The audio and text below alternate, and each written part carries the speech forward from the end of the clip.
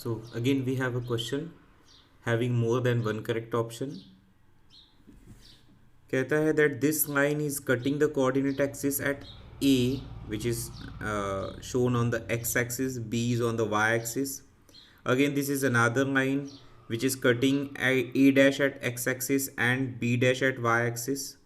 अब ये लाइन और उनके इंटरसेप्ट मैंने ऑलरेडी यहाँ पे बना के रख दिया. ये जो ऑरेंज लाइन आपको दिख रही है वहाँ से मैं डिनोट कर लेता हूँ. चलिए ध्यान देंगे, ये पॉइंट ए है समझिए, कोऑर्डिनेट ये है इसके, ये पॉइंट बी है इसके, ये कोऑर्डिनेट है 0 B. इसको हमने बी डैश मान लिया, इसके कोऑर्डिनेट है आपके 0, -B डैश, और ये पॉइंट है आपका ए डैश जिसके कोऑर्डिनेट है -A-0. ठीक है, -A-0. और ये लाइन की इक्वेशन दी ही है, वो हमने नहीं भी नोट डाउन किए तो चलेगा, ये आप कर सकते हैं. आगे कहा जा रहा है if the points A B A dash B dash are concyclic. तो शायद अभी आपके समझ में आ रहा होगा, मैंने समय बचाने के लिए पहले ही एक सर्कल बना के रख दिया और इस सर्कल पे बैठे हुए चारों पॉइंट से A B A dash and B dash, and that's the reason कि उन्हें आप कॉन्साइक्लिक कह सकते हैं. ठीक है. Then the orthocentre of the triangle A B A dash. अब मैं इसको जोड़ के दिखा दूँ आपको कि इस तरीके से, ये देखिए इसको हमने जोड़ा, या तो लेट्स से हम थोड़ा सा इसको बोर्ड से बना देते हैं. ए डैश बी जोड़ा, ये एक चीज़ है और ये दूसरी चीज़ है. तो अब जो हमने ट्रायंगल बनाया, इसका ट्रायंगल का नाम क्या है, ए डैश बी या ए बी ए डैश. इसका हमें निकालना है ऑर्थो सेंटर. पहली बात आप ये समझ लीजिए कि ऑर्थो सेंटर क्या होता है, it's a concurrence of altitudes. तो ट्रायंगल के अंदर 3 एल्टीट्यूड्स बना सकते हैं, कायदा 3 की ज़रूरत नहीं, कोई भी 2 एल्टीट्यूड्स का कॉन्करेंस आप निकाल के बता दीजिए. तो वो हमसे हो पाएगा क्या, चलिए कोशिश करते हैं. अब इसके अंदर एल्टीट्यूड बनाएंगे, जैसे कि ये बी है, बी से आपको एल्टीट्यूड ड्रॉप करना है ए डैश ए पे, तो ये खुद ही एक एल्टीट्यूड है. सो that is your altitude number 1, जो अभी आपको ये स्काई ब्लू कलर से दिख रहा है ये. ठीक है, इसकी मैंने बात की.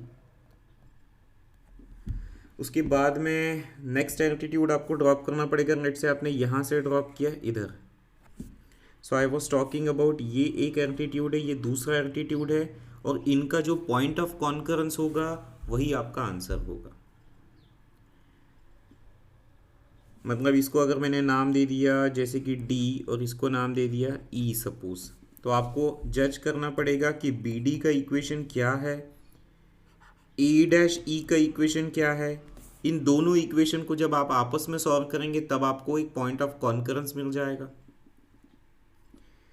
बी डी का इक्वेशन क्या है भाई, बी डी तो खुद अपने आप में वाई एक्सिस है. वाई एक्सिस का मतलब क्या है, यहाँ पे एक्स कोऑर्डिनेट 0, तो ये तो बहुत सॉर्टेड है.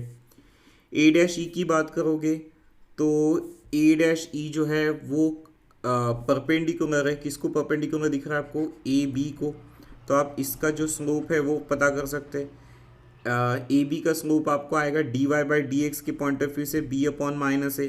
तो इन भाई साहब का जो स्लोप होगा वो निगेटिव रेसिप्रोकल हो जाएगा. और अब आप इसका इक्वेशन निकाल सकते हैं ए डैश ई का, कैसे, y minus Y one equals to slope times x minus x1 के तरीके से, है ना. इस पॉइंट को मैंने टारगेट कर लिया है.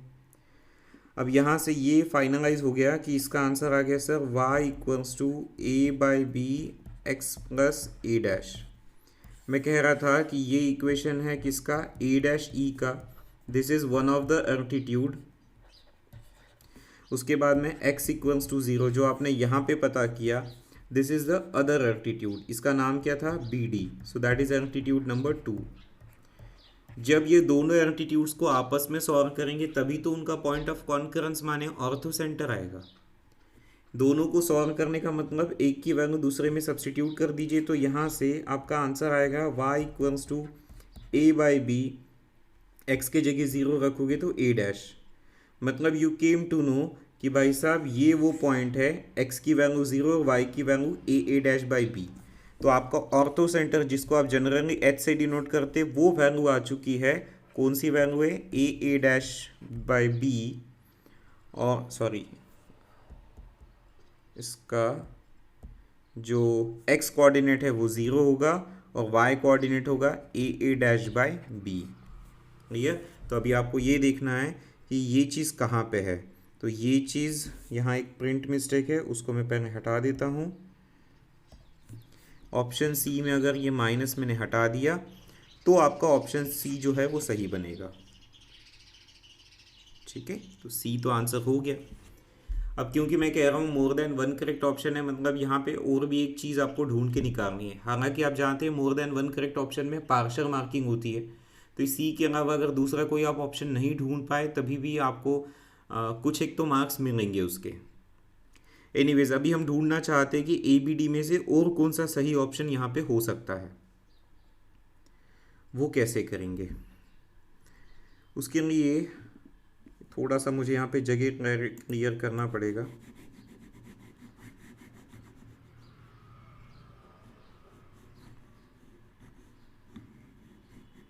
चलिए, नेक्स्ट हमको ये समझना है कि अगर मैंने इसको जोड़ दिया,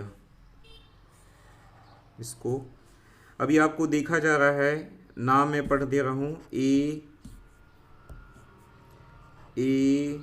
B A dash B dash, ये आपको एक कॉन्साइक्लिक क्वाड्रिलेटरल दिख रहा है।